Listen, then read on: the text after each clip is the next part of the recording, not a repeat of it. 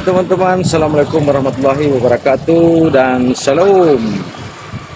Kalau kita lihat hari ini gerakan Anies Baswedan atau para relawan, partai politik dan simpatisan serta semua elemen rakyat Indonesia itu memperlihatkan dan sangat masif bahwa Anies itu tak terbendung lagi. Jadi Anies itu dipastikan insya Allah akan mendeklarasikan calon wakil presidennya dalam waktu dan minggu-minggu dekat ini, dan tentu ini akan deklarasi besar-besaran, dan banyak yang bilang itu sudah dipastikan AHY ya, Agus Harimurti Yudhoyono. Tinggal menunggu waktu yang tepat dan mungkin pakai hitungan primbon Jawa, jadi itu hari yang baik gitu. Dan barusan saja juga terbongkar bahwa ternyata di salah satu pemberitaan bahwa ada yang mengatakan Anies diresapel oleh Jokowi saat itu di Menteri Pendidikan karena Anies menerima tongkat dari Pangeran Diponegoro yang dibawa ke Belanda hampir 200 tahun yang lalu. Bahwa kita ketahui bahwa di masyarakat Jawa, di tanah Jawa, Pangeran Diponegoro itu adalah pemimpin mereka atau ratu adil mereka, sehingga tongkat Kiai Cakra yang diberikan kepada Anies ini sebenarnya bukan diberikan kepada Anies, ini tidak disengaja gitu. Rencananya dikembalikan ke pemerintah Indonesia, namun Presiden Jokowi berhalangan hadir karena lagi di luar negeri. Kemudian itu diberikan kepada Anies Baswedan oleh pemerintah Belanda. Ya itulah takdir Anies, karena dia yang memegang pertama itu ketika tiba di Indonesia.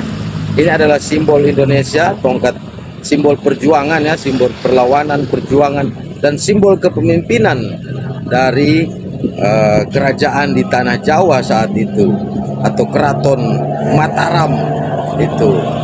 Dan kita ketahui bahwa ketika hal ini diketahui oleh masyarakat Jawa, tentu ini akan membuat satu gejolak raksasa, gejolak besar, gejolak akbar di Pulau Jawa, di mana orang menganggap tongkat Pangeran Diponegoro itu adalah wahyu ke Prabon yang tanpa sengaja telah jatuh kepada Anies Baswedan, karena dia yang menerima pertama itu ketika tongkat Kiai Cakra itu tiba di Indonesia.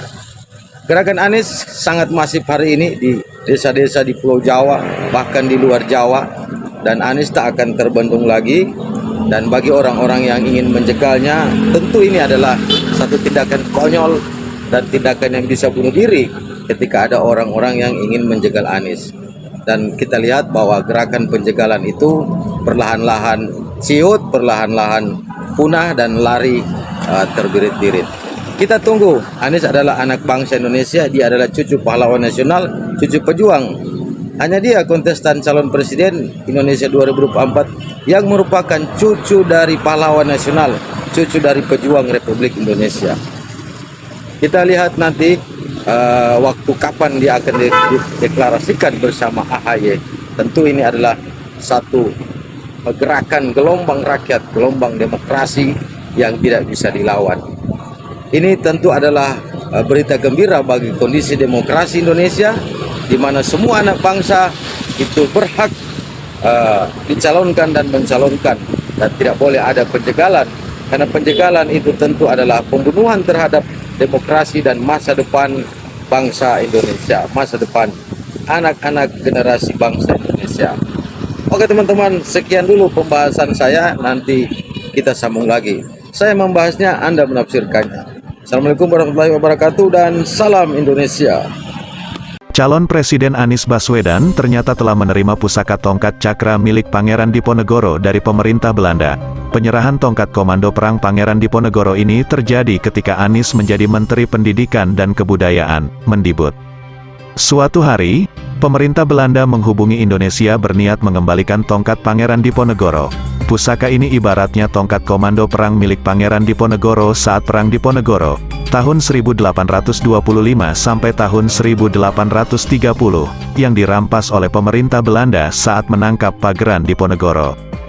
Konon, Peristiwa penyerahan tongkat cakra Pangeran Diponegoro ini yang membuat salah satu alasan Presiden Jokowi melakukan reshuffle terhadap Anies dari jabatan Mendikbud. Bahkan, peristiwa ini konon menjadi persoalan besar.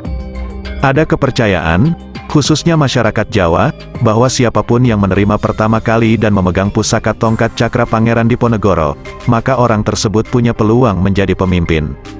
Lantas benarkah Anies menelikung Jokowi? Anies menjelaskan peristiwa terjadi saat dirinya baru bertugas sebagai Mendikbud. Saat itu pemerintah Belanda memang bilang bahwa cakra Pangeran Diponegoro akan dikembalikan ke Indonesia.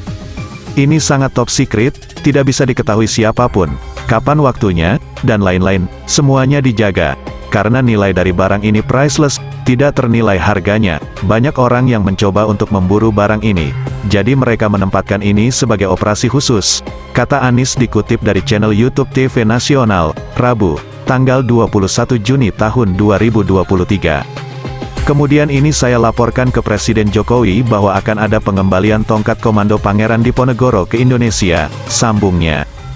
Anies mengungkapkan, setelah itu kemudian diatur dengan membuat semacam event di Galeri Nasional bersamaan dengan pameran Raden Saleh atau Pangeran Diponegoro. Jadi covernya itu supaya ada event. Kemudian cakra tadi dibawa. Kita tidak tahu, pemerintah Belanda tidak memberikan informasi penerbangan jam berapa, kapan, siapa tidak ada yang tahu, kata Anies. Lebih lanjut, ia mengatakan, Presiden Jokowi semula dijadwalkan hadir di Galeri Nasional. Namun sehari dua hari sebelumnya, ternyata Presiden Jokowi tidak bisa hadir karena ada acara ke Filipina. Sehingga acara yang semula dihadiri oleh Presiden menjadi diwakilkan kepada Mendikbud. Jadi saya mewakili Presiden menerima cakra Pangeran Diponegoro, jelas Anies. Anies pun menegaskan penerimaan cakra tersebut sudah seizin Presiden Jokowi. Ia juga menegaskan tidak menelikung Presiden Jokowi dalam menerima cakra Pangeran Diponegoro. Karena saya mewakili, ini sudah biasa, ketika Presiden tidak hadir, otomatis menteri yang relevan hadir di situ, jawab Anies.